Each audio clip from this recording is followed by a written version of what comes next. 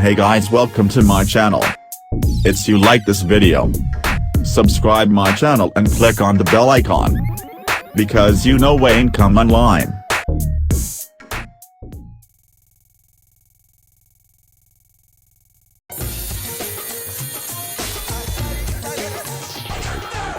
Food is an essential element of any Indian festivity, and Chef Yudhika Sujanani is passionate about sharing her love and knowledge of Eastern cuisine.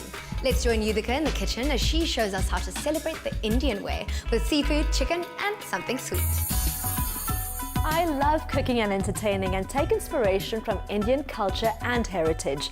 I mark all celebrations with a feast, sometimes a small, simple one and sometimes a more extravagant one. I'm preparing a celebratory meal today, and on the menu we've got deliciously Moorish prawn pakoras, we've got a chicken dish called murg masala in a thick, delicious silky sauce, and for dessert I'm actually quite excited to share the recipe for one of my favorite cakes, a gajar halwa inspired carrot cake. I'm going to start with the prawn pakoras first. About 500 grams of prawn meat here. This goes into the chickpea flour. To that, chopped coriander. It's quite a simple recipe, but these are absolutely delicious. Chopped onion. I always use my fingers. I think it works a lot better than a spoon. Chili, and you can add more if you like. And you can also use a combination of green and red chili for this. I've got fragrant rub. Adding some of that in. Baking powder, a teaspoon. Salt. Garlic, this is fresh garlic that's been pounded. And now some cooked rice. This is basmati rice. Let's move that tray away and just mash these ingredients together. Water going in. And just keep working that around. You don't only have to do this with prawns, you could use chicken or even fish. That's ready. Let's heat up a pan on a medium heat, I would say. And I've lightly greased this pan with non-stick spray. Sunflower oil now going in. Let's heat that up slightly and drop spoonfuls of batter into the hot oil. This doesn't look like the most glamorous snack, but your guests will have it down in no time. I generally serve these in my kitchen. Most of my guests enjoy being in the kitchen with me while I cook, so these don't even make it onto a serving platter. The wonderful thing about greasing the pan with a non-stick spray is they almost never stick, but always seem to when there's a mother-in-law watching. And flip those over.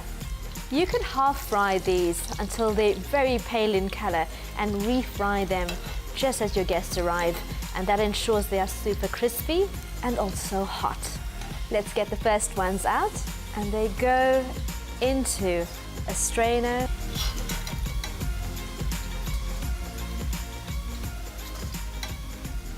Let's start with the murg masala. I've already prepped some ingredients for the chicken dish, and for that we're going to need some chicken thigh fillets. I've actually seasoned this with some red chili powder and turmeric. To start out, some sunflower oil going into the pan, just a generous glug. First, spices going in, a cinnamon stick and bay leaf, and a tiny pinch of cumin seeds. To this, some finely chopped onion. Move those around a bit, and some salt. Just a teaspoon. Curry leaves now. These are from the garden. It smells delicious and we've only just started. The salt in the onion speeds up the browning, so if you're short on time, it's a lovely little tip for you. I've got some freshly ground ginger and garlic paste that's going into the pan. Remember, always add the ginger and garlic on the side of the pan so it doesn't hit the oil and burn. Give that a stir. Scrape the pan if there's any sticking. And now red chili powder, also on the side of the pan. A quick stir. We're almost ready to add the chicken. We're going to coat the chicken in the onion and red chili with the ginger and garlic as well. And a little cumin going in, some coriander, and some garam masala. Remember, we've added the turmeric already. You mix that through. So when the chicken starts to stick, don't add water, add the tomatoes. Work that in. Simmer the tomato until it forms a thick paste. It's bright red in color, looks quite spicy as well. Make a well in the center of the pan. And we've got this nut paste, either cashew or almond, going into the center of the pan. What I'm doing here is just getting that moisture to evaporate from that nut paste and mix that through now into the chicken.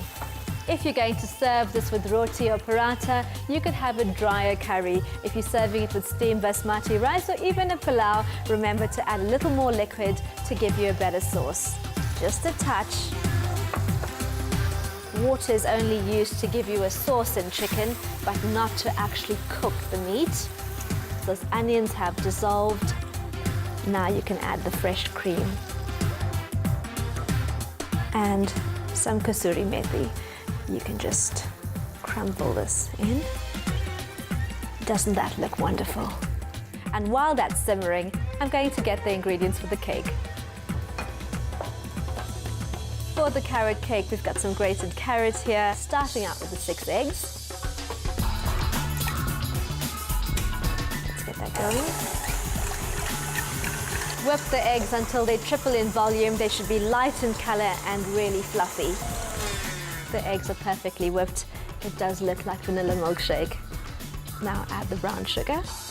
It does look like a fair bit of sugar, but this is a large cake. Remember, it is for a celebration.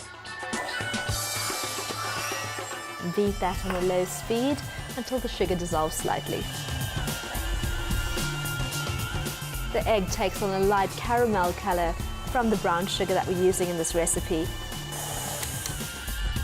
And let's take a look. So what you're looking for is the egg should leave a trail on the surface for about 3 seconds or longer. This is the messy part, getting the whisk back on. To this, add vanilla essence. I hardly ever measure it, just pour. And then some sunflower oil. Once again, beat that lightly. When you add the oil, it does look like the mixture's split. Give it a few seconds and it comes together really nicely. To this, add the dry ingredients. We've got bicarb, salt going in as well with that, some baking powder, cardamom going in, cinnamon, we've got nutmeg and a bit of mace. And to this, let's add the flour, gradually, working a little at a time.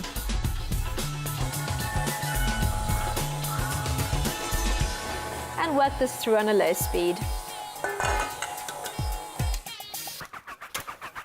Add the grated carrot. Careful not to get the bits everywhere.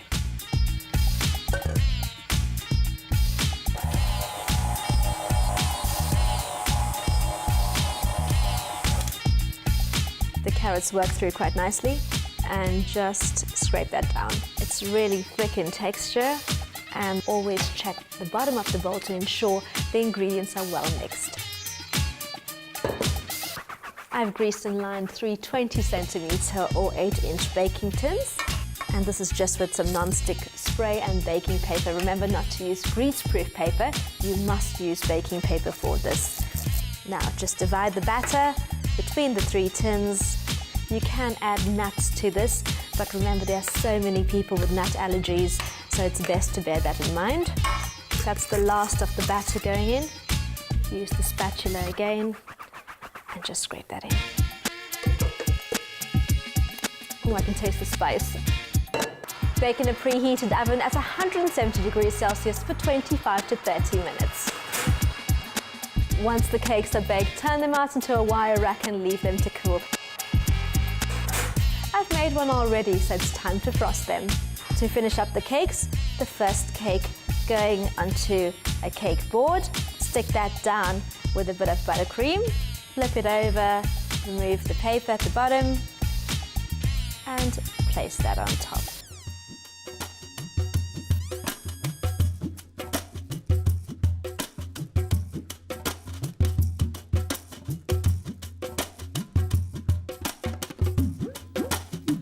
For the sides of the cake, just keep working over.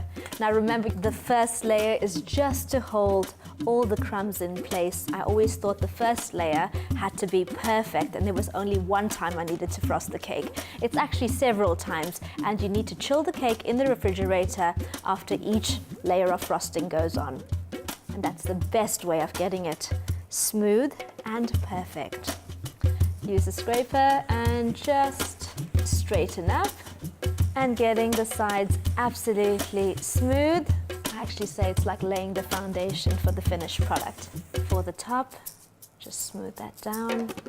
That's the first layer done, and we're going to repeat this step until it's perfectly smooth and well covered in the buttercream. I'm going to pop this in the refrigerator for about 20 minutes.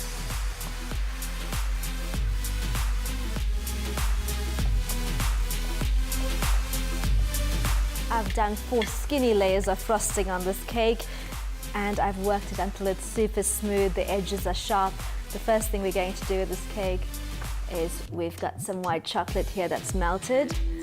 You don't want it to be too hot, so just work it a bit and drip it down the sides of the cake. You don't need fancy tools or gadgets for this. Keep mixing the chocolate about so it's an even consistency, and you almost use the spoon to slightly push it over the sides, and all the drips shouldn't be the same length. And that's the last little drip going down, and over the cake I'm just going to squiggle a bit of that chocolate over. I love using white chocolate with the carrot cake and not milk chocolate. To make this a real celebration cake, I'm going to use some of these roses. I've dipped the roses in edible gold, and you want some on top, but you also want some at the bottom here on the side of the cake. I'm using pink and white roses for this, but obviously you can use gold stars if it's for a guy, or even just chocolate shards as well. Whenever I serve gajar halwa, I always sprinkle some crumbled barfi on top. It makes it feel like such an exotic treat. Just break that over. Colored almonds, it just adds that festive feel to this cake. And this takes me back to my childhood, mukwa sweets. And these have a light fennel flavor, which also works well with this cake.